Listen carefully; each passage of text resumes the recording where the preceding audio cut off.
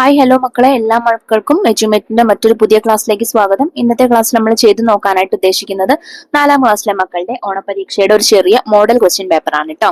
അപ്പോൾ ക്ലാസ് ആദ്യമായി കാണുന്നവരാണെങ്കിൽ ചാനൽ സബ്സ്ക്രൈബ് ചെയ്യാൻ മറക്കരുത്. അതുപോലെ വീഡിയോ നിങ്ങളുടെ കുട്ടികളിലേക്ക് കൂടെ ഷെയർ ചെയ്ത് കൊടുക്കാനും മറക്കരുത്. നമുക്ക് നേരെ ക്ലാസ്സിലേക്ക് കടക്കാം. പ്രവർത്തനം 1. താഴെ കൊടുത്തിരിക്കുന്ന കഥ വായിച്ച് ചോദ്യങ്ങൾക്ക് ഉത്തരം എഴുതുക. മൈതാനത്തിന്റെ അതിരിലുള്ള മരച്ചുവട്ടിൽ വീൽ ചെയറിൽ അമ്മു ഇരുന്നു. ഉച്ചഭാഷിണിയിലൂടെ താളത്തിലൊരു പാട്ട് ഒഴുകി വന്നു. മൈതാനത്തിന് നടുവിൽ പാട്ടിനൊത്ത് എല്ലാവരും നൃത്തം ചവിട്ടുകയാണ്. ഈ മരച്ചുവട്ടിൽ അവർ നൃത്തം ചവിട്ടിയിരുന്നെങ്കിൽ എനിക്കും കാണാമായിരുന്നു. നൃത്തം ചവിട്ടാൻ കഴിയില്ലെങ്കിലും എല്ലാവരുടെയും സന്തോഷത്തിൽ എനിക്കും കൂടാമായിരുന്നല്ലോ. ആ സമയം എവിടെ നിന്നാണെന്നറിയില്ല, ഒരു വലിയൊരു ചിത്രശലഭം മൈതാനത്തിന് മുകളിൽ പ്രത്യക്ഷപ്പെട്ടു. പല നിറങ്ങളിൽ, പല ആകൃതികളിൽ മനോഹരമായ ചിത്രണങ്ങളുള്ള വലിയ ചിറകുകൾ. അത് മെല്ലെ ചലിപ്പിച്ചു മനോഹരിയായ ചിത്രശലഭം വട്ടമിട്ട് പറക്കുകയാണ്. എല്ലാവരുടെയും കണ്ണുകൾ ചിത്രശലഭത്തിലേക്ക്. പാട്ടിന്റെ താളത്തിനൊത്ത് ചിറകുകൾ ചലിപ്പിക്കുന്ന ചിത്രശലഭം. എല്ലാവർക്കും കൗതുകമായി. പിന്നീട് ചിത്രശലഭത്തിനൊപ്പമായി അവരുടെ നൃത്തവും. ചിത്രശലഭം അതിരിലേക്ക് താളമിട്ട് പറന്നു. പിന്നാലെ ചുവടുവെച്ച് എല്ലാവരും. ചിത്രശലഭം അമ്മുവിന് ചുറ്റും വട്ടമിട്ട് പറക്കുകയായി. ആർപ്പ് വിളിച്ച് എല്ലാവരും അമ്മുവിന് ചുറ്റും നൃത്തം ചെയ്തു. ഇനി നമുക്ക് താഴെ ഇതുമായി ബന്ധപ്പെട്ട കുറച്ച് ചോദ്യങ്ങളാണ് തന്നിട്ടുള്ളത്. ചോദ്യം 1. മൈതാനത്തിനരികെ വീൽ ചെയറിൽ ഇരുന്ന് അമ്മു എന്താണ് ചിന്തിച്ചത്? ഈ മരച്ചുവട്ടിൽ അവർ നൃത്തം ചെയ്തിരുന്നെങ്കിൽ എനിക്കും കാണാമായിരുന്നു. നൃത്തം ചവിട്ടാൻ കഴിയില്ലെങ്കിലും എല്ലാവരുടെയും സന്തോഷത്തിൽ എനിക്കും കൂടാമായിരുന്നല്ലോ. ചോദ്യം 2. എല്ലാവർക്കും കൗതുകമായി. എല്ലാവരുടെയും കണ്ണ് ചിത്രശലഭത്തിലേക്ക്. നൃത്തം ചവിട്ടുന്നവരുടെ കൗതുകത്തിന് കാരണം എന്ത്? ഉത്തരം: പാട്ടിന്റെ താളത്തിനൊത്ത് ചിത്രശലഭം ചിറകുകൾ ചലിപ്പിച്ചപ്പോഴാണ് നൃത്തം ചവിട്ടുന്നവർക്ക് കൗതുകമുണ്ടായത്. ചോദ്യം 3. കഥയ്ക്കനുസരിച്ച് ചുവടെ കൊടുത്തിരുന്ന വാചകങ്ങൾ ക്രമത്തിലാക്കുക. എ. ചിത്രശലഭം മൈതാനത്തിന് മുകളിൽ പ്രത്യക്ഷപ്പെട്ടു. ബി. മൈതാനത്തിന്റെ അതിരിലുള്ള മരച്ചുവട്ടിൽ വീൽ ചെയറിൽ അമ്മു ഇരുന്നു. സി. ചിത്രശലഭം മെല്ലെ മൈതാനത്തിന്റെ അതിരിലേക്ക് പറന്നു. ഡി. ചിത്രശലഭം അമ്മുവിനെ വട്ടമിട്ട് പറന്നു. ഇതിനെ ക്രമത്തിൽ എങ്ങനെ എഴുതാം? മൈതാനത്തിന്റെ അതിരിലുള്ള മരച്ചുവട്ടിൽ വീൽ ചെയറിൽ അമ്മു ഇരുന്നു. ചിത്രശലഭം മൈതാനത്തിന് മുകളിൽ പ്രത്യക്ഷപ്പെട്ടു. ചിത്രശലഭം മെല്ലെ മൈതാനത്തിന്റെ അതിരിലേക്ക് പറന്നു. ചിത്രശലഭം അമ്മുവിനെ വട്ടമിട്ട് പറന്നു. ഇതിലെ ചോദ്യം 4. താഴെ കൊടുത്തിട്ടുള്ളവയിൽ ശരിയായ പ്രസ്താവന ഏതാണ്? എ. അമ്മു മൈതാനത്തിന് നടുക്ക് എല്ലാവരുടെയും ഒപ്പം നൃത്തം ചെയ്തു. ബി. ചിത്രശലഭം പറക്കാതെ മരച്ചുവട്ടിലിരുന്നു. സി. എല്ലാവരും ആർപ്പ് വിളിച്ച് അമ്മുവിന് ചുറ്റും നൃത്തം ചെയ്തു. ഡി. അമ്മുവിന്റെ പാട്ട് കേട്ട് എല്ലാവരും നൃത്തം ചെയ്തു. ഇതിൽ സി ആണ് ശരിയായിട്ടുള്ള ഉത്തരം. ഇനി പ്രവർത്തനം 2 നോക്കാം. മൈതാനത്ത് നടന്ന കാര്യങ്ങൾ വിവരിച്ച് അമ്മു തന്റെ കൂട്ടുകാരന് എഴുതിയ കത്തിന്റെ ഉള്ളടക്കം എന്താവാം? കത്തെഴുതൂ.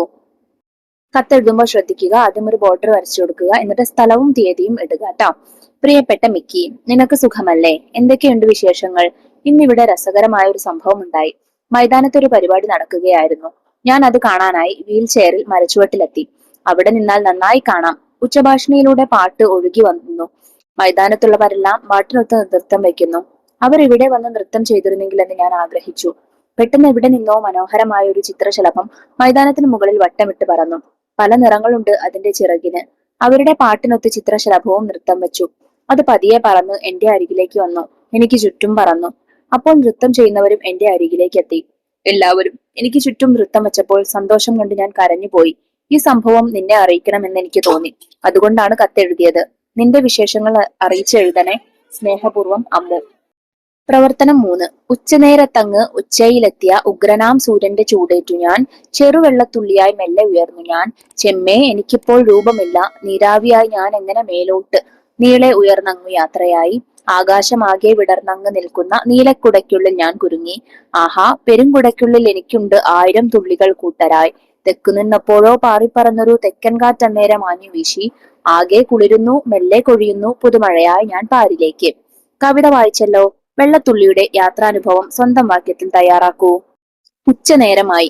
സൂര്യൻ ആകാശത്ത് കത്തിജ്വലിച്ചു നിൽക്കുന്നു. സൂര്യന്റെ ചൂടേറ്റ് ഒരു ചെറിയ വെള്ളത്തുള്ളിയായി ഞാൻ മേൽപോട്ടുയർന്നു. നീരാവിയായി ഉയർന്നു. പൊങ്ങിയ എനിക്ക് അപ്പോൾ പ്രത്യേകിച്ചൊരു രൂപവും ഇല്ലായിരുന്നു. മേലോട്ടുയർന്നുയർന്ന് ഞാൻ പൊങ്ങി. വിശാലമായ നീലാകാശത്തെത്തി. ആ നീലക്കുടയ്ക്കുള്ളിൽ എന്നെ പോലെ 1000 തുള്ളികളെ ഞാൻ കണ്ടു. അവരെല്ലാവരുമായി ഞാൻ പെട്ടെന്ന് കൂട്ടുകൂടി. അപ്പോഴതാ തെക്കു നിന്നും ഒരു കാറ്റു വീശി. നല്ല ശക്തിയുള്ള കാറ്റ്. ആകെ തണുത്തു വിറച്ചു ഞങ്ങൾ. പിന്നെ അവിടെ കൂടെ നിൽക്കാൻ കഴിയുന്നില്ല. പുതുമഴയായി വേഗം താഴേക്ക് ഭൂമിയിലേക്ക് പൊഴിഞ്ഞു വീണു. പ്രവർത്തനം 4. കുറിപ്പ് തയ്യാറാക്കുക. കൂട്ടുകാരുമൊത്ത് ആത്രേ സ്കൂളിലേക്ക് നടക്കുകയാണ്. ബെല്ലടിക്കാൻ ഇനി 5 മിനിറ്റേ ഉള്ളൂ. ആത്രേ നടപ്പിന് വേഗത കൂട്ടി. പെട്ടെന്നാണ് ഒരു ബൈക്ക് റോഡ് മുറിച്ചു കടക്കുകയായിരുന്ന കുറിഞ്ഞിപ്പൂച്ചയെ തട്ടിയത്. പാവം കുറിഞ്ഞിപ്പൂച്ച. പാടവക്കത്തേക്ക് അവൾ തെറിച്ചു വീണു. ഒരു നിമിഷം ആത്രേ അവിടെ നിന്നു. കൂട്ടുകാരെല്ലാവരെയും മുന്നോട്ട് നീങ്ങി. താമസിച്ചെത്തിയാൽ ഗീതു ടീച്ചറിന്റെ മുഖം വാടും. കുറിഞ്ഞിപ്പൂച്ചയെ രക്ഷിക്കാൻ നിന്നാൽ സ്കൂളിലെത്താൻ വൈകുമെന്ന് ഉറപ്പ്. ആത്രയുടെ സ്ഥാനത്ത് നിങ്ങളായിരുന്നെങ്കിൽ ഈ അവസരത്തിൽ എന്താവും ചെയ്യുക? ഞാൻ വേഗം കുറിഞ്ഞിപ്പൂച്ചയെ എടുത്ത് വീട്ടിലേക്ക് ഓടും. അമ്മയുടെ അടുത്തെത്തിക്കും. അമ്മയും ഞാനും ചേർന്ന് അതിന് വെള്ളം കൊടുക്കും. മുറിവിൽ മരുന്ന് വെച്ച് കിട്ടും. തുണിയിൽ പൊതിഞ്ഞ് അതിന് ചൂട് നൽകും.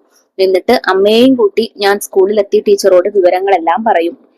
പ്രവർത്തനം 5. വിവരണം തയ്യാറാക്കുക. ചിത്രം നിരീക്ഷിച്ചല്ലോ. ഇപ്രകാരം ചെയ്യുന്നത് നമ്മുടെ നാടിന് നല്ലതാണോ? ചിത്രത്തെ ആസ്പദമാക്കി ഒരു വിവരണം തയ്യാറാക്കൂ. മരങ്ങൾ മുറിച്ചു മാറ്റുന്ന ഒരു ചിത്രമാണല്ലേ ചിത്രത്തിൽ തന്നിരിക്കുന്നത്. ഇത് നല്ലതാണോ? എന്താണ് നിങ്ങളുടെ അഭിപ്രായം? അത് എഴുതുക.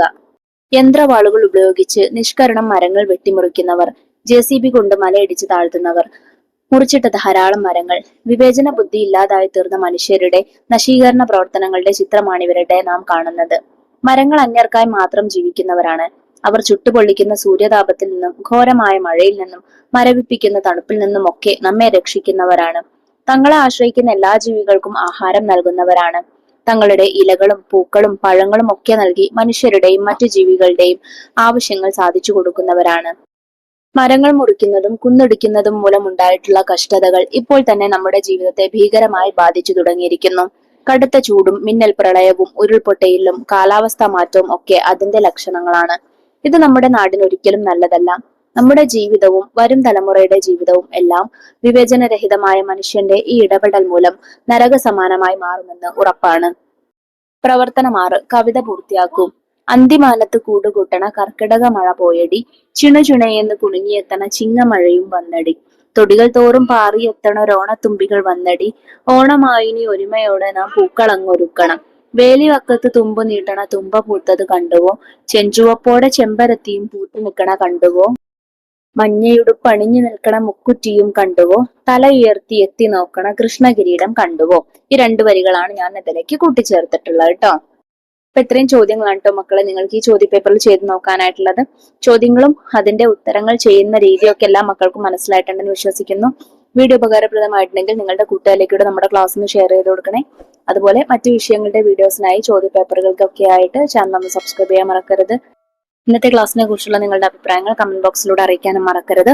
അപ്പൊ ശരി, അടുത്ത ക്ലാസ്സിൽ നമുക്ക് വീണ്ടും കാണാം. താങ്ക്